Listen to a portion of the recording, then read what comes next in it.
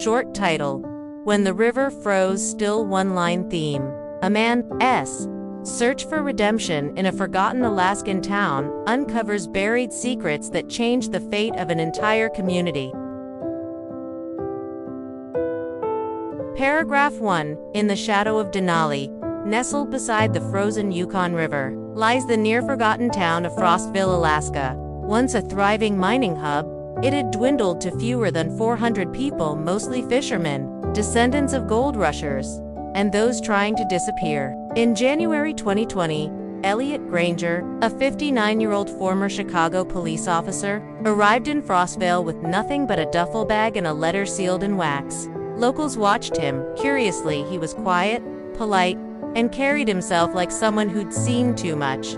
He rented a cabin behind the diner run by Martha Durant, a no-nonsense woman in her 70s who offered him work fixing pipes and chopping firewood. At night, Elliot drank black coffee and stared across the river, unmoving. Nobody knew why he was there. But Martha noticed his hands shook when the news mentioned Chicago, and she once found him burning a box of old newspaper clippings behind her shed. Rumors began. Was he hiding from the law? Running from a crime? Then came the blizzard of 4-day storm that buried the town under 6 feet of snow. On the 5th day, a child went missing. That's when everything changed.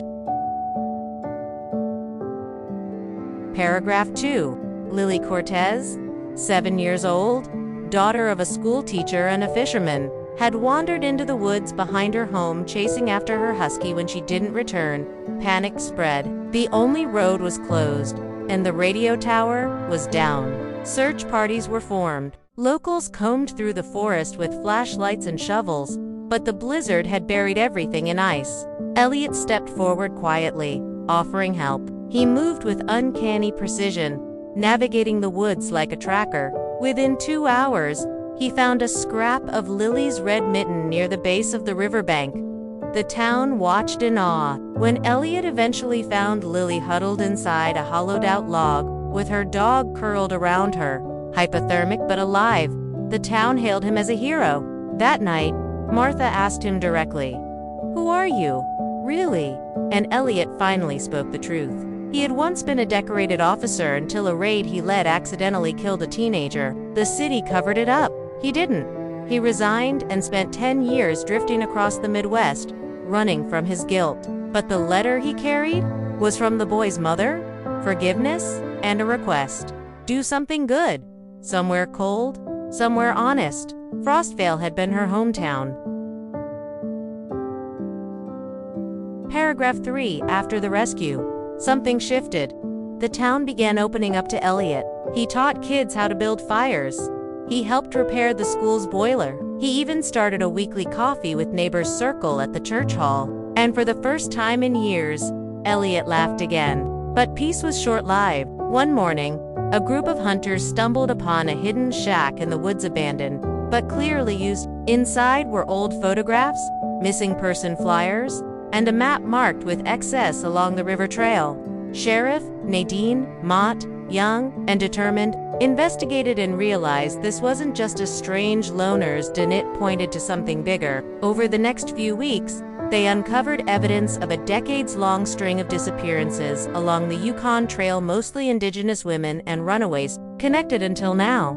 Frostvale had long whispered about a river phantom, but now there were names, faces, and patterns. Elliot, using his investigative skills, helped Nadine trace clues back to a retired local guide named Harold Tibb, now in his 80s, known for helping people escape town quietly. When confronted, Harold confessed, "I didn't kill them, but I showed others the path. I thought they'd be safe, but someone else had followed the path, and silenced them." Paragraph 4. The final weeks of winter were tense. The town, once too quiet, buzzed with fear, grief, and unresolved guilt. Nadine and Elliot, working together, finally uncovered the truth. The killer was Dale Riggs, the former postmaster, who used his mail route to spot vulnerable women and lure them with promises of bus tickets and new identities. He had died 10 years ago in a cabin fire no one questioned. The shack in the woods was his old watchpoint. The revelation devastated So many lives lost, so much silence. But it also sparked something powerful: unity. Memorials were held for the victims, many of whom had never been acknowledged. The town erected a monument by the river, etched with the names they recovered. And Elliot, he stayed. He turned the old firehouse into a community center and taught survival skills and Martha became like a mother to him. Nadine called him her partner. And Lily, she grew up telling everyone, "The man who found me saved more than just my life." Years later, Frostvale changed. People moved in. The town's story reached national news, not just for tragedy, but for how it healed. And on the first day of spring, the Yukon River finally thawed still, slow, and glistening with the sun.